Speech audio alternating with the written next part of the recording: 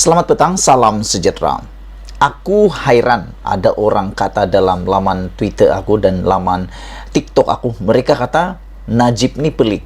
Dulu dia masuk penjara nak salahkan hakim, nak salahkan peguam. Sekarang ini salah sakit pula adalah kerana ubat.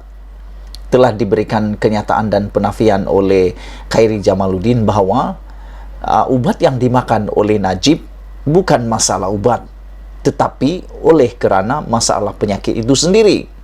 Namun demikian, apa yang terjadi pada hari ini, peguam Najib mengatakan ubat generik tak berkesan turunkan tekanan darah Najib. Aku nak cakap begini sajalah sebelum aku bacakan laporan dalam media ini. Aku nak kata apapun jenis ubat di dunia ini, semuanya memang tak akan berkesan sekiranya hati tak tenang. Jadi aku fikir, lebih-lebih lagi tekanan darah tinggi ini melibatkan perasaan. Apapun jenis ubat yang dimakan, kalau tak tenang hatinya, memang apapun jadi, apapun Anda buat, tetap akan sakit juga. Jadi mungkin sudah waktunya Najib kena terima kenyataan yang dia memang dah tinggal dalam penjara. Tak payah lagi susah susah nak fikir bila nak keluar daripada penjara. Biar tenang hatinya, kerana apabila tenang hati, tenang jiwa, maka penyakit pun akan lebih cepat sehat. Ini Najib baru masuk hari ke-20 dalam penjara Kajang, sudah macam-macam penyakit yang menyerang. Yang paling teruk ini adalah berkaitan ulcer dan juga tekanan darah tinggi Najib. Dan dapat dilihat sejak sejak kebelakangan ini, Najib seolah-olah ada dua rumah. Satu di penjara, satu lagi di hospital. Di hospital Kuala Lumpur. Jadi tak tahu mana satu Najib ni. Najib ni pesakit luar di hospital Kuala Lumpur ataupun penghuni dalam penjara Kajang. Walau bagaimanapun, itu bukan soalnya. Soalnya hari ini ialah tentang ubat. Ubat adalah memberi kesembuhan, membantu kita sembuh. Tapi yang dapat menyembuhkan kita adalah hati yang tenang. Jadi aku fikir mungkin Najib kurang tenang dalam penjara. Itu sebab beliau semakin hari semakin teruk. Lihat saja pada Anwar Ibrahim, 2 kali masuk penjara, memang pernah sakit, tapi taklah teruk seperti ini. Yang menjadi persoalan netizen ialah sejauh mana Najib boleh bertahan 12 tahun dalam penjara.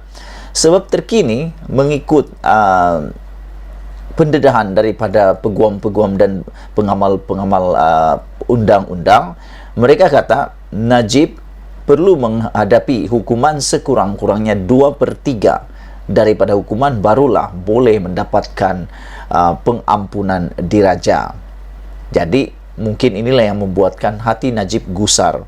Ditambah lagi beliau masih mempunyai 4 pertuduhan yang sedang berjalan dan sedang dibicarakan, yang semuanya masih mempunyai kekuatan untuk Najib kalah. Peguam bela Najib hari ini, Muhammad Safi Abdullah, mempertikaikan dakwaan Menteri Kesihatan Khairi Jamaluddin bahawa ubatan generik mampu untuk menurunkan tekanan darah bekas Perdana Menteri itu. Aku dah mula hairanlah. Sekarang ini perbicaraan Najib di mahkamah sudah beralih daripada perbicaraan 1MDB, sekarang pula pertikaian mengenai ubat pula. Tak bertikailah pula ubat dalam penjara. Tapi itulah memang hak Najib seperti itu. Peguam itu juga mendakwa kementerian pada awalnya menyatakan mahu memindahkan Najib dari Hospital Kuala Lumpur ke IJN. Semasa sebutan kes rasuah 1MDB Najib membabitkan penyelewengan dana bernilai RM2.28 bilion di Mahkamah Tinggi Kuala Lumpur, Safi membuat dakwaan mengenai ubat generik sebagai respon kepada laporan berita berhubung kenyataan Khairi semalam. Peguam itu memberitahu mahkamah bahawa tekanan darah Najib hanya mula turun selepas diberikan ubat bagi penyakit darah tinggi yang asal yang diambilnya sebelum ini. Sekarang mereka beri ubat yang Najib biasa makan. Tekanan darahnya mula turun, tetapi belum memuaskan, iaitu balik semula kepada bacaan tekanan darah asal. Walaupun perubahan semula kepada ubat asalnya adalah berkesan, bacaan dia masih belum kembali normal. Ujian masih dijalankan, kata peguam itu petang ini. Pelanggan saya ada sejarah mempunyai ulcer yang sangat teruk. 3 bulan lalu, dia tidak sedar diri, dia berada di tahap kritikal, katanya. Rupa-rupanya sebelum masuk penjara, Najib sudah mengalami masalah ulcer yang sangat teruk, dan 3 bulan yang lalu sebelum masuk penjara, rupa-rupanya kita tak pernah tahu Najib pernah tidak sedar dan dia berada di tahap kritikal. Wah, kasihan juga Najib kan. Rupa-rupanya dalam cerianya Najib di luar penjara sebelum dimasukkan penjara, beliau dalam keadaan yang amat sakit, yaitu mempunyai ulcer dan pernah berada dalam tahap kritikal. Dia kehilangan banyak darah tanpa mengetahui sebabnya.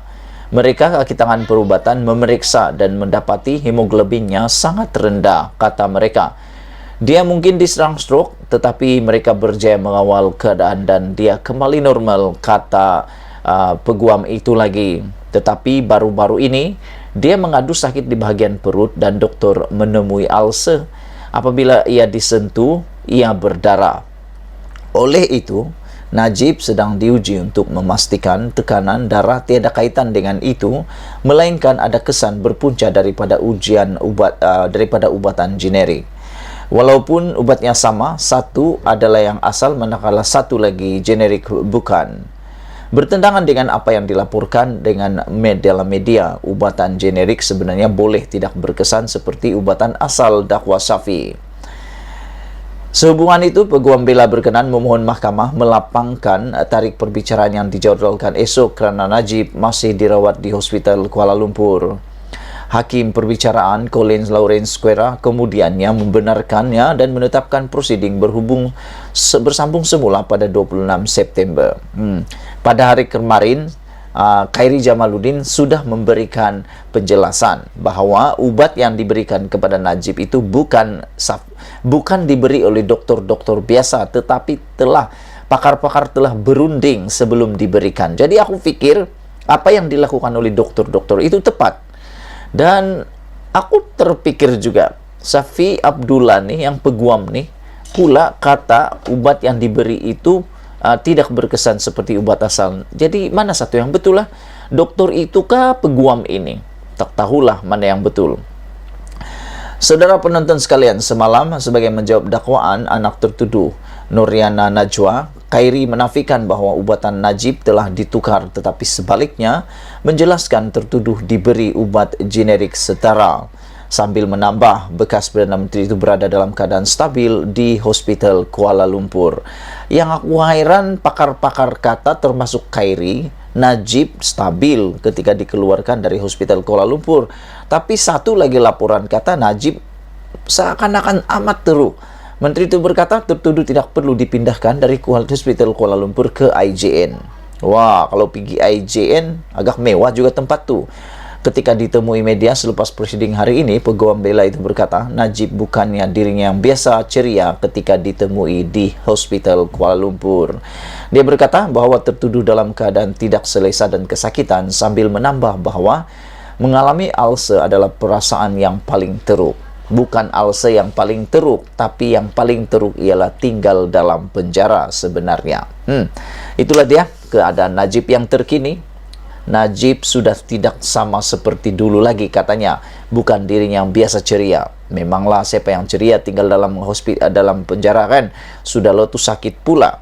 Nah, jadi kita berdoalah supaya perasaan yang teruk karena sakit itu dapat sembuh, dan bukannya karena tak suka dalam penjara. Malaysia kita punya, kita jaga sama-sama.